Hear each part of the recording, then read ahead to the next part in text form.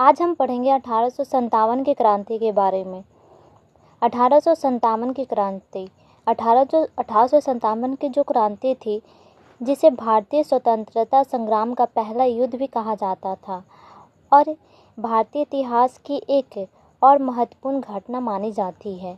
British east India company के खिलाफ भारतीयों ने यह असंतोष दिखाया था और यह क्रांति होने का क्या कारण था, यह क्रांति क्यों हुई थी, पहले इसको हम लोग जानेंगे। इसके कई सारे कारण रहे हैं, राजनीतिक, आर्थिक, सामाजिक, लेकिन सबसे तत्काल क्रांति यह था कि चर्बी वाले कारतूस का प्रयोग। जो ब्रिटिश थे वो सभी विद्रोह के मूड में नहीं थे, परंतु उनका धर्म भ्रष्ट करना चाहते थे। कहीं से किसी को यह अफवाह मिली कि कारतूसों में गाय और सुअर की चर्बी का इस्तेमाल किया गया है, जो हिंदू और मुस्लिम सैनिकों दोनों की धार्मिक भावनाओं को हाथ पहुंचा रही थी। किसी को यह बात पता चल गई, जिससे कि यह विद्रोह को हवा मिली और यह विद्रोह सबसे पहले मेरठ में 29 मार्च 1857 को मंगल पांडे ने बैरकपुर में एक ब्रिटिश अधिकारी पर हमला कर प्रारंभ किया था। 10 मई 1857 को मेरठ में सैनिकों ने विद्रोह कर दिया और दिल्ली की ओर कूच की, आगे बढ़े, जहां उन्होंने बहादुर शाह जफर को अपना नेता घोषित किया और बहादुर शाह जफर ही इस विद्रोह का नेतृत्व करने के आगे बढ़े। इसका सबसे पहले प्रमुख केंद्र कौन कौन सा था, पहले इसको जानेंगे। दिल्ली में जो नेतृत्व कर रहे थे बहादुर शाह जफर थे। उनका वास्तविक नाम कमाल वक्त खान था। और दूसरा लखनऊ में बेगम हजरत इसका नेतृत्व कर रही थी और कानपुर में नाना साहेब और झांसी में रानीबाई झांसी, जो एक झांसी एक शहर राज्य था, वहाँ वहीं पे रानी नाम की एक रानी लक्ष्मीबाई थी, उन्होंने इस विद्रोह का नेतृत्व किया। विद्रोह के हम लोग कुछ राजनीतिक और आर्थिक कारण के बारे में पढ़ेंगे। विद्रोह जो कि ब्रिटिश नीतियों के खिलाफ था, ब्रिटिश ने भारतीय शासकों और राजाओं को कमज़ोर कर दिया और हड़प नीति और सहायक संधि जैसी नीतियों ने कई राजाओं को ब्रिटिश नियंत्रण में ले लिया, इससे कि व्यापक असंतोष फैल गया। यही राजनीतिक कारण भी रहा। आर्थिक कारण हम लोग देखेंगे। ब्रिटिश आर्थिक नीतियों ने भारतीय अर्थव्यवस्था को तबाह कर दिया।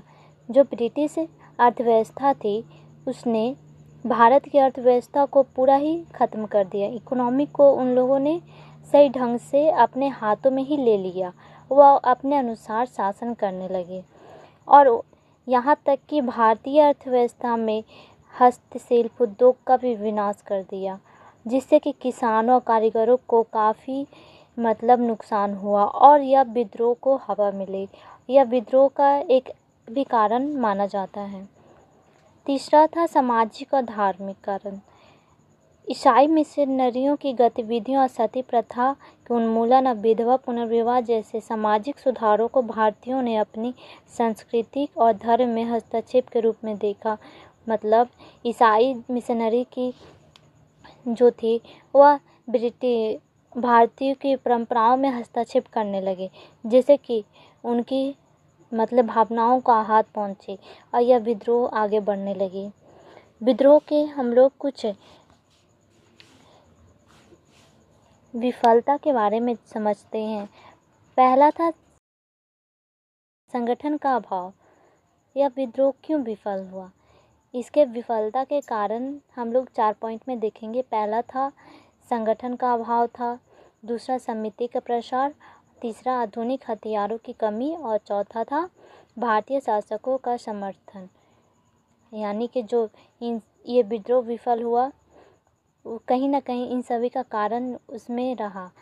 उस टाइम में विद्रोह के परिणाम क्या हुए? 1857 ने भारत में ब्रिटिश शासन की प्रकृति को बदल दिया और ईस्ट इंडिया कंपनी का शासन समाप्त हो गया और भारत सीधे ब्रिटेन क्राउन के अधीन आ गया। इससे भारतीय राष्ट्रवाद की नींव रखी गई और भविष्य के स्वतंत्रता आंदोलन के लिए प्रेरणा स्रोत बन गई। 1857 में जो ये विद्रोह हुआ था, इससे ईस्ट इंडिया कंपनी की शासन समाप्त हो गया था। अब इसके हम लोग दमन नीति के बारे में जानेंगे, क्यों यह खत्म हुआ।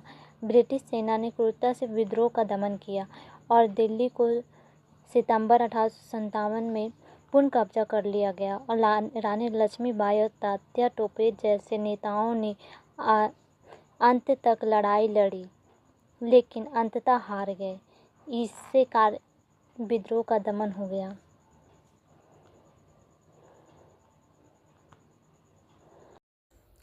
आई होप आपको समझ में आया होगा कि 1857 की क्रांति के क्या क्या कारण और क्यों हुए थे। इसके विफलता के बारे में आप लोगों ने समझ लिया होगा। तो चैनल को लाइक एंड सब्सक्राइब जरूर करें और भी इस तरह के हिस्ट्री रिलेटेड टॉपिक को कवर करने के लिए